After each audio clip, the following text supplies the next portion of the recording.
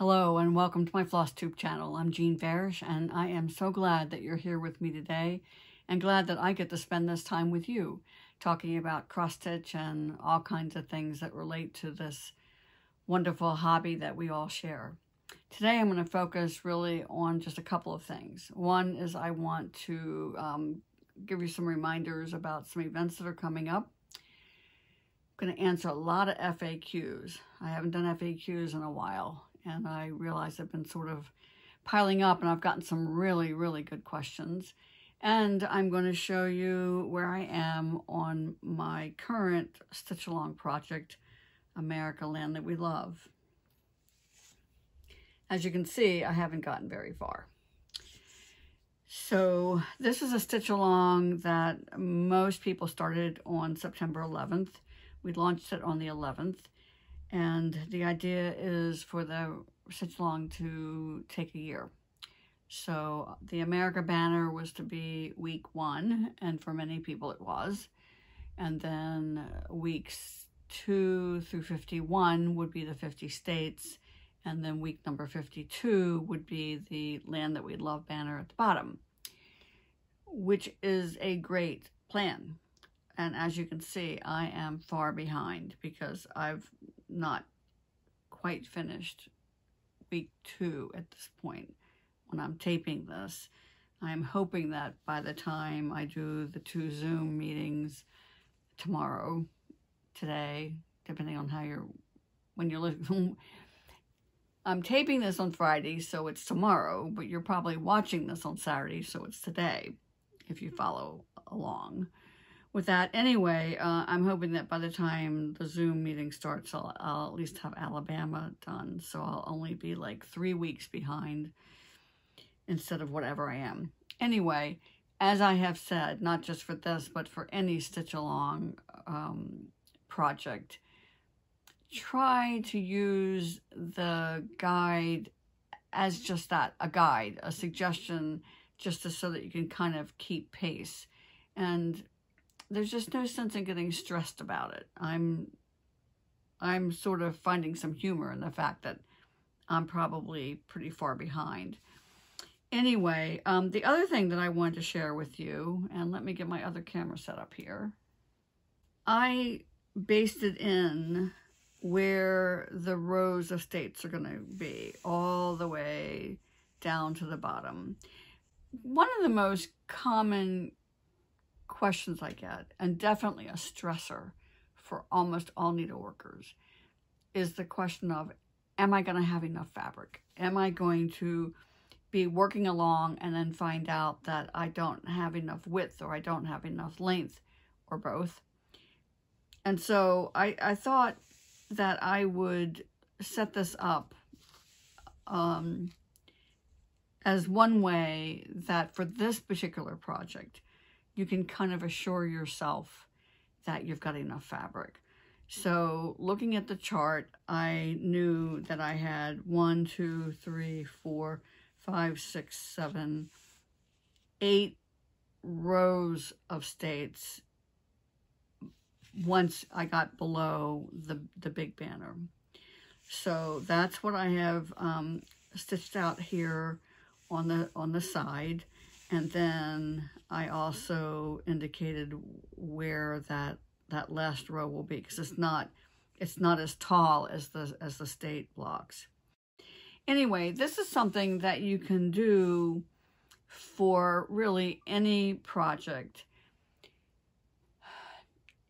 I've mentioned this before, and those of you who have been following me for a while know that I do a lot of basting, and I do basting to minimize mistakes, and I feel like that whatever time it takes me to do the basting, I'm saving that time in terms of not having to rip something out. But I'm also giving myself sort of peace of mind, and that's really what this basting is all about. I'm not one to stitch the entire grid lines like so many people do. I don't do full coverage pieces. I don't design full coverage pieces, so therefore I don't stitch them. If I were inclined to do that, then yes, it's just like a whole another category of cross stitch. that has kind of its own best practices as far as how to set it up, how to stitch it, etc. So since that's not my thing, I just don't spend a lot of time on that. So this idea that I kind of outlined here, as far as where I've just sort of blocked out where the rows of states are going to go. You could do the same thing for a sampler or really any kind of project. You don't necessarily have to baste every 10th line or every 10th grid line. You could just count out and say, okay, this section of the sampler is, 42 stitches high, and just baste that out for yourself. And sort of give yourself sort of an outline that you're going to get to fill in. Anyway, that's just a tip that I thought that I would share with you that gave me a lot of peace of mind. I was pretty sure I had enough fabric, but I thought, you know what, I don't want to get into, week number 40 and find out that I don't have enough fabric. Sometime in the future, though, I do want to talk about a couple things that you can do to remedy the situation if you do find yourself short of fabric, because all is not lost necessarily. There are some ways around it. So that's my stitch along project. I'm going to drag out the Melbourne sampler here. This is a class that's coming up very soon in Greensboro, North Carolina, just right down the road from where I am. And it's an all-day class. We, of course, will take a break for lunch, but it's pretty much, it's like 6 hours of instruction time. And, of course, the way to register for that is to call the folks at Stitch Point on Friendly in Greensboro. So that's November 6th. That's just right around the corner. And then I'm teaching the same project next spring, April 9th and 10th, up in Pittsford, New York, at Hobby House Needleworks. And I like the way that Kathy and David have organized this. I'm actually up there to teach two classes, the Melbourne Sampler and a class that's called How to Create Your Own Schoolgirl Sampler, where I will work with each person in the class to help them develop their own very individual and very personal sampler using as many resources as we can pull together, individualizing the color scheme, individualizing the fabric and the threads that you'll use to stitch. So I'm up there to teach the two classes, and both of them are a whole day class. But what they've done is they've split it so that if you're taking the Melbourne sampler, you have a half day on the 9th and a half day on the 10th. And if you're doing the Schoolgirl sampler, you have a half day on the 9th and a half day on the 10th. And I think that this will be good because it will give you a chance to kind of get immersed in the stitching and the project, and then have, some time off to come back the next day fresh and probably with a list of questions. I don't know about you, but it's like I think of the best questions on my way home, or when I'm sitting down to stitch it as soon as I do get home to kind of pick up and work on the class project. For those of you who are not familiar with taking classes, rarely do you complete the project in class. As we all know, once you get into this, one of the first things you realize is that each little stitch takes time. And so in class, we focus on learning the stitches, talking about tips, finding the pitfalls and the things to avoid as far as the things to do. And then you go home and really delve into the project. So I think by splitting it up, it's going to be a fun format. So really looking forward to that. So that's in April next year, 2022. And then in July of 2022, of course, we have our big Stitchers Escapes cruise where we're starting in Amsterdam and sailing all around the British Isles. We're going to Wales, Scotland, Ireland, England, and also one of the Channel Islands. We're going to Guernsey and then back to Amsterdam. And just this week, we've had a couple of cancellations. So if you are interested, please go to the Stitchers Escapes website. Right now, it will look like when you fill out the form that you will need to request to be on the wait list, and that's fine. We go to that wait list and we take people in the order in which they have let us know that they're interested. No money is due until we have matched each person up with a cabin. So there's no issue with that. So at any rate, if you're interested in that, take a look at the website and then fill out the registration form, which is also the same thing as the wait list.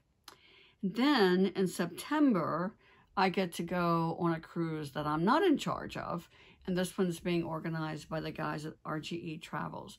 Ray and John were the hosts on the Great Parks trip that I just took, and I really, really enjoyed their company. I liked their attention to detail. I like how they made sure that everybody was having a good time, and so I'm looking forward to this as well.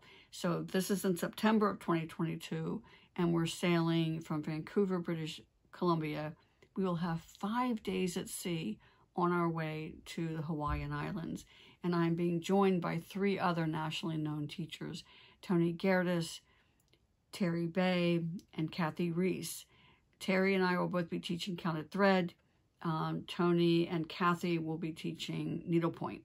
So we'll have 5 days of classes on our way to the absolutely amazing Hawaiian Islands. And then we have 4 or 5 days where we sail around the islands and enjoy ourselves. And we'll have lots of time for casual stitching and just to sort of kick back and relax, have those little drinks with umbrellas if you're so inclined, and just really enjoy each other. I think that is probably the biggest surprise, I think, for people that are new to that type of retreat or cruise, where there's more than just classes, where there's time to relax and time just to get to know each other, is the friendships that you form. And it doesn't take long at all before anybody walking into an area where stitchers have gathered to stitch will think that we have known each other for 20 or 30 years and are quite surprised to find out that we may have just met the day before when the cruise began. So that's kind of one of the secret sort of ingredients that make retreats of that type or cruises really, really special. So that one is pretty wide open right now. There's plenty of time to register, but there is a limit to the number of people that we can take. And so if you are interested, don't hesitate. Go ahead and get your registration in. And be sure to let Ray and John know that you heard about it from me. And that just helps us kind of keep track of the interest of the people that are coming on the cruise. Kind of would like to have a balance between needle pointers and people who do cross stitch. And of course, lots of people who do both. And that might be you. So either come by yourself or find your favorite travel buddy and let them know that this cruise to Hawaii is coming up. And so you can join us. That would be a whole lot of fun. Okay, so on to the FAQs, and these are not in any particular order whatsoever. So bear with me as I scroll through, and there's some that I've kind of earmarked here. So this first one is from Joanne, and she said, "Hi, Jean. I went to check on your webpage and have chosen to make the humbug. My question is, what alphabet do you use? I am fortunate to have the J." That's kind of nice. But now I need the initial for her last name, and she's wondering about that. And, that was an oversight on my part. I demonstrated how to make the humbug in one of the episodes, and then I put it on my blog, but I didn't give you a set of alphabets. So I'm going to be adding that to my blog, and I will put a link to that in the episode description for this episode. So I apologize to Joanne and everybody else, but basically, I guess the short answer to her question, you know me, I will give you a long answer if I possibly can. The short answer is that I just use kind of the traditional sampler alphabet, and that's what I'm going to be putting in there. So I think that's probably what most people did who were stitching it and they saw that I, overlooked putting an alphabet in there. Anyway, so that's what I'll be doing. Okay, next up, question from Kit Kat. Just curious, could we use Sulky 12 weight thread for flower thread? The reason I asked is because it's supposedly 2 times the size of a single thread of DMC floss. Okay.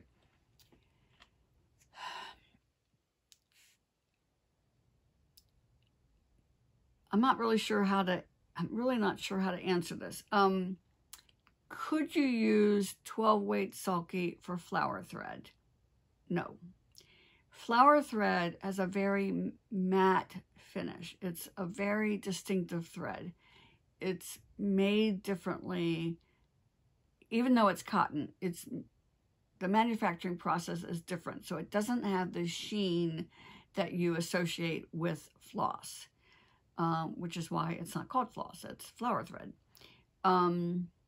Now, what Kit Kat is asking about the weight, though, the answer is yes.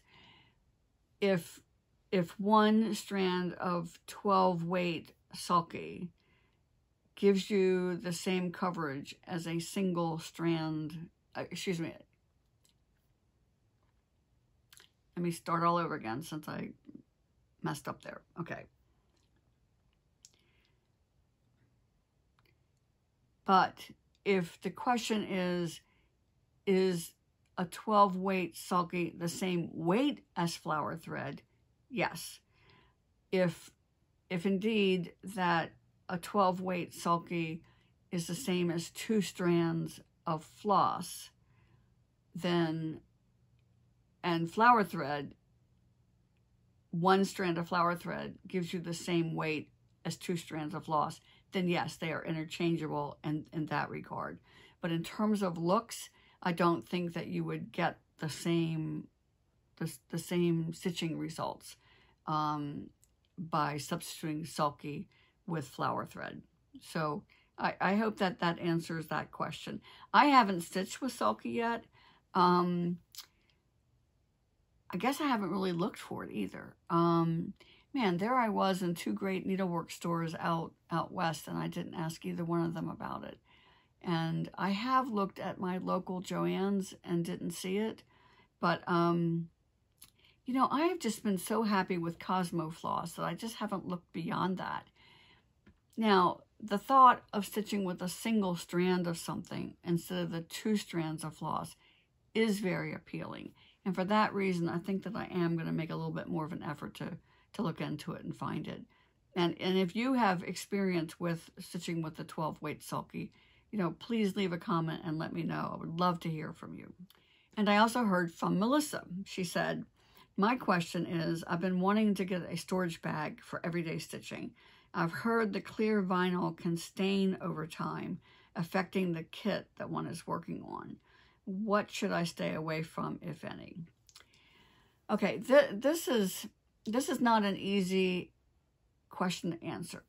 In terms of the integrity of your stitching supplies over time, I would stay away from anything plastic. And of course, vinyl is plastic. That said, I keep my stuff in plastic all the time. Not plastic Ziploc bags, but with, here I am, I'm looking around to see what I have handy. I use I love the really nice bags that you can get from several sources that are made of fabric and have a vinyl front so you can see what's in them. Now, when I put my stuff in there, the one thing I am try to be careful with, so if I'm working with a printed chart, I try not to have the printed side coming in contact with that sheet of vinyl, because I have had cases where, you know, those notebooks that, you know, 3-ring notebook that has the vinyl front and you can like slip a piece of paper or a photograph or something into it. When I was teaching, I used them all the time. And I found that if I went to take that sheet of paper out to replace it with something else, very often the imprint would be left on the inside of that vinyl. And from that experience, I try to remember not to store it so that the printed paper is going to come in touch with the vinyl. But I also try to put it in there so that I can see at a glance by seeing part of the stitched area on the fabric that I know exactly what's in that particular bag. Of course, that means that my fabric and my thread's coming in contact with the plastic. So I don't really know. The purist in me wants to say, no, don't use vinyl. The practical side of me says, you know what? I can't get around it. It keeps my project together. If something should spill, it's not likely to get ruined because it's in a plastic type bag. So I don't really know. I don't think that there's a perfect choice, because the perfect bag would be 100% cotton or linen, something archival, but then you wouldn't be able to see in it, and you just have to remember what's in which bag. And there are ways around it. I mean, I think people have come up with some really clever things, like using luggage tags, the clear luggage tags, and so they can write on it what's inside. So I mean, there are ways, and so I'm sort of telling on myself to tell you that I'm not a purist when it comes to storing my needlework. The one thing I am adamant about, though, is not to put it in a standard Ziploc bag, only because it is so easy for the uninitiated to think that it's trash, that it's not something precious. And just recently, you may have seen this on Facebook, that somebody was traveling with a quilt that they were almost finished, a full-size quilt, and they had it in a white drawstring type garbage bag. And it was in like a rooftop carrier on the car, and somehow the carrier opened and it fell out. And, so there've been several posts on Facebook about, if people would find it. But, I just wonder if somebody would come along and think, oh, this is a bag of trash. They're not even going to open it to see what's in it, because it is a garbage bag and it's got stuff in it. So would you open it to see what's in there? I mean, I don't know whether or not the average person would. So that's kind of in a nutshell why I want a bag that looks important. I want a bag that says there's something important in this bag. Anyway, that's how I feel about it. And I got this sweet message from Elizabeth. She said, I've watched every episode. As a new stitcher, I have learned so much. Thank you. And I do appreciate hearing those kind words. And she went on to say, you have briefly mentioned the Lady Elizabeth's garden pattern. Can you share more? I would love to stitch that namesake pattern. Okay, I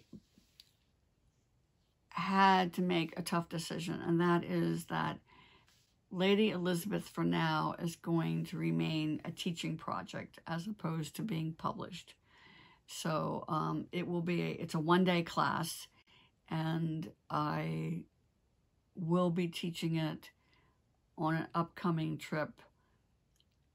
And I can't say which one yet, because we decided that we would all announce our classes at the same time.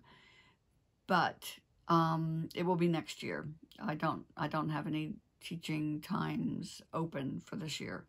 But at any rate, yeah, so Elizabeth, I'm sorry to tell you that I decided to keep Lady Elizabeth as a teaching project. Now, I do have one more in the series that I have not published yet that I will be publishing. And yeah, so that's kind of coming up. Okay, from Marianne. I know this video is from 6 months ago, but I wanted to thank you for warning about the magnifying glass. I had a burnt mark on my end table, and my husband and I were trying to figure out what it was from, and it was driving us crazy. Then I watched your video, and you warned us, and a light bulb went on in my head, and I figured out where the burn mark came from. This could really be dangerous, and thank you again for the warning. You know, even though I've mentioned it a couple of times, I don't think that, I think it needs to be said probably more often than I do. Please, please, please, please be careful with magnifiers. They are used, you know, if you've ever, you know, learned survival things or, you know, gone scouting, camping type things or whatever, you can start a fire with a magnifier. And that's nice when it's intentional, but it's not nice when it's not intentional. And it doesn't take long. Don't think it takes hours. It takes minutes. So please, please, please, please keep your magnifiers covered when you're not using them. Even if you're just getting up to go fix yourself a cup of tea, you need to cover it. And also, how many of us get up sometimes just to, you know, go get a glass of water, and then something else happens, and then something else happens, and the next thing you know, the day has gone by and you haven't gone back to your stitching. So that's another reason to go ahead and cover it when you get up and walk away from your stitching. Okay, Colleen wrote in to say, thank you for your words of kindness about those who stitch on Aida. I do sometimes feel second class for not using linen, and now I will remember your advice. I struggle with linen because my eyes just can't seem to focus on it when I'm trying to count. My vision is normal with glasses, so it's not an eye problem. Do you have any advice, tools, or techniques for stitchers who would like to use linen but are struggling to start? Is it possible to train your eyes to work with such fine fabric? I use a standing magnifier lamp, but it's not ideal. Okay, first of all, what Colleen is referring to is last episode I shared my unhappiness when I came across a post where somebody was thinking that, you know, retreats weren't for them because they only stitched on Aida, and I'm putting air quotes around that. And what I said was, you know, this is not. There's nothing wrong with stitching on Aida. I mean, I want people to reach their own level of success. I want them to, you know, if they're comfortable stitching on Aida and they have no ambition whatsoever to ever stitch on anything else, that's fine. And, you know, you just can't let people think that you are any less of a stitcher because you only stitch on Aida, because that is just blatantly false. But to answer Colleen's question, I think that there are some things that you can do if you do want to stitch on linen.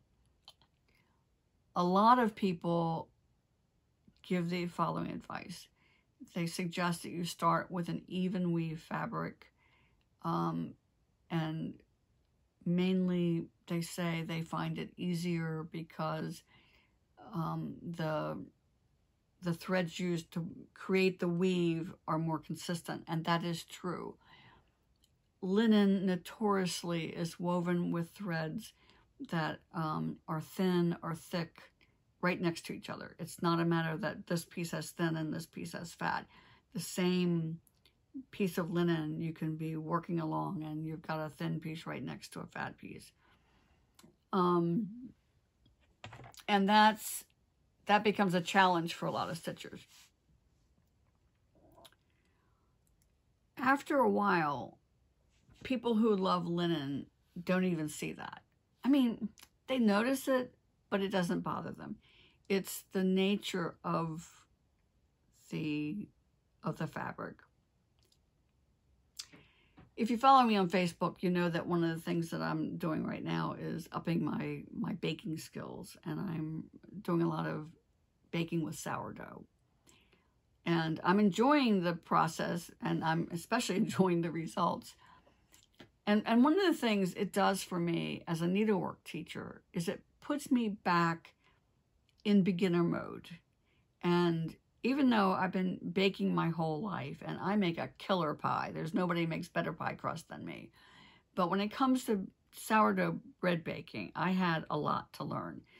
And when it comes to teaching needlework, it makes me understand what it's like to be a beginner and to ask questions like Colleen is asking, questions that you might be asking. And I hope that that makes me a better teacher, because I can imagine what it's like to be learning something for the first time. So the other reason I'm bringing that up is that sourdough bread, by its nature, when you slice it, it's kind of, it has a different texture. It's kind of, there's like little holes and little bubbles, and the slice of bread is not silky smooth like you might have if you were making a loaf of, say, sandwich bread. And the thing is, that's okay. That's what you want. That's the result that you're looking for when you're making sourdough bread. So linen, the way that linen is woven, the way that it is grown and prepared for weaving, is the reason why we have that unevenness. It's the nature of linen thread. And so it's going to be the nature of linen fabric. It's not inferior. It is the way it is. Just like that, if I sliced into a loaf of sourdough and I saw complete evenness, it wouldn't, I don't want to say it wouldn't be right. It wouldn't be what I would be looking for. It's not what you expect with something like a sourdough bread. So, so I can see why people say that they like to start on something like Lugana Jobelin, because they are, it's a fabric that is made from threads that are a combination of cotton and man-made fibers. And therefore, by its very nature, those threads used in the weaving process are going to be more consistent. But one of the things I like about linen is that the holes between the linen threads are slightly larger. And so in that regard, I think it's easier to stitch on linen. Now, there are some linens I think that are more consistent in terms of the thread thickness than others. And I also would say that even if you're used to stitching, say, on 16 count Aida, I would look for, say, a 27 or 28 count even weave or linen. When stitched over 2 is going to give you 14 stitches at the inch. And so I think that by increasing the stitch size, then that's going to make it easier. I'm going to include 2 links in the stitch diagram, the stitch descriptions for this week. One is a standalone video that I made about stitching on linen, and I'm thinking that there's another earlier episode where I talked about stitching over 2. So at any rate, I'm going to put some notes in the episode description that might help. So again, to recap my very long answer to this question. If you are stitching on Aida, you're happy to be stitching on Aida, that's fine. Please don't let anybody make you feel like you're less of a stitcher. The second half of this is that if you do want to be able to stitch on linen, then yes, there are ways that you can sort of train your eye to look for what people refer to, say, the vertical thread, which I don't want to get into that right now. because I think this episode's going to be long enough as it is. Plus, I've already covered it with the things that I'm going to link in. So to answer Colleen's question, yes, there are ways that you can kind of get used to it. And I guess the other thing I would say is start with a really simple design. Put yourself back in the position of being a beginner and choose something that has blocks of color rather than, little scatterings of color, that only has a couple of colors and is relatively small. And that's the thing to start with. Don't try something that's overly ambitious. Even if right now on AIDA you're stitching, humongous, very complicated designs. When you're ready to start stitching on linen or even weave, then go back to the simpler type designs. And there are some really cute, you don't have to, you're not making some major compromise here. I mean, there's some really, really cute, simple designs that I would consider to be beginner designs that are a lot of fun to do. So, at any rate, I hope that helps. Now, this is a question I should have answered when I was talking about America Land That We Love. Marcy wrote, "Welcome back. So glad you had a great trip. It looked wonderful." And it was. I just had such a marvelous time, and I have become absolutely a fan of our national park system. So, just a quick question. What is the fabric and color you're using for America Land That We Love? I always love the fabric you use, and I'm new to stitching, so trying to educate myself. Okay, this, of course, is the third time I'm stitching America Land That We Love. The original was stitched on Ecru AIDA. This one is on a 28 count Zweigert linen. I don't know the color name, but it's just, it's just an off-white.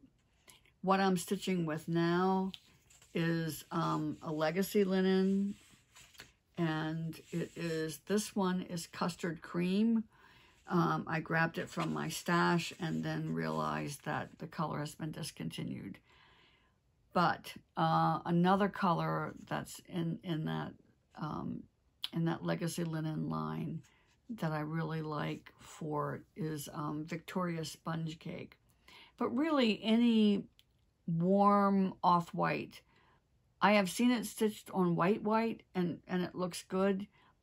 I personally think that the colors ask for something a little bit more mellow.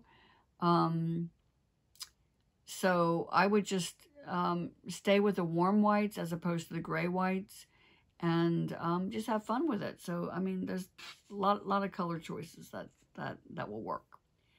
So that's it for this week. I am glad that we got caught up with all these fabulous questions and comments.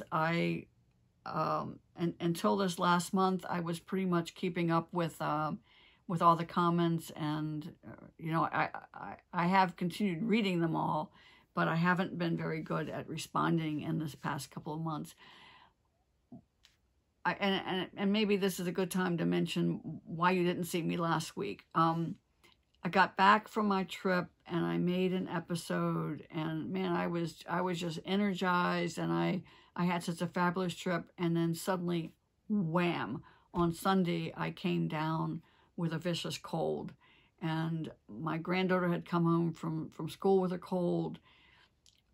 Plus, I forgot some of my best travel strategies. When I travel, I usually take high doses of vitamin C or something like Airborne every day just to ward off the germs. I don't know whether or not it works or not, but it's something that my own doctor recommended, so I had been doing it. And I didn't do it this trip because, frankly, I forgot. You know what? It's like when you haven't traveled for 2 years, it's like you forget all your little travel hacks, and that's when I forgot. Anyway, I was fine through that first weekend, and then Sunday night, I just got slammed. And I did end up going to the doctor and being tested to make sure I didn't have strep or the flu or COVID, and I didn't. All those tests came back negative. But I just want to tell you, that cold just really laid me low. And yeah, so that's why you didn't see me last week. But I'm feeling great now. got my energy back. Gonna get caught up on my stitching. And I'm going to tell you what, when you are down with something like a cold and you don't even feel like stitching, that's a pretty nasty cold, and that was me. So anyway, yeah, so I am back and feeling great and looking forward to seeing you next week. So between now and then, please stitch happy and stay safe, and I'll see you.